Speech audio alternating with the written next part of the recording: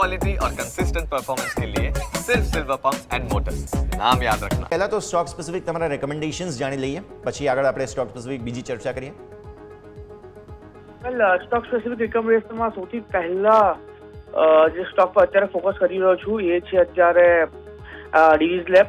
6000ની આજુબાજુ અત્યારે ઓપન થવાના ચાન્સીસ સ્ટોકમાં જોવા મળી રહ્યા છે. ખરીદી કરીને ચાલવાની સલાહ રહેશે. એક સારી એવી મોમેન્ટમ છે, પ્લસ આલી ચાર્ટ પર 200 MA ઉપર સ્ટોક અત્યારે સસ્ટેન થઈ રહ્યો છે. તો મને એવું લાગે છે કે આવનારા દિવસોમાં પણ એક સારી એવી મોમેન્ટમ આપણને આમાં જોવા મળી શકે છે.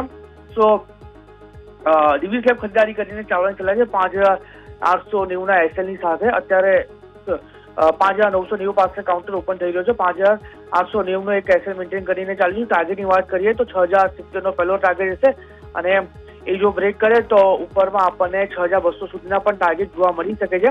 તો અત્યારે એક જ કોલ પર ફોકસ કરીશ, ડિવિઝ લેબ, જેમાં એક સારી મોમેન્ટમ હાલ પૂરતી જોવા મળી રહી છે. સ્લેબ ખરીદવાની સલાહ બની રહી છે. 6070 અને 6200 બે targets, 5890નો stop loss. Divi's lab 6000 આસપાસ ખરીદવાની સલાહ તમને બની રહી છે.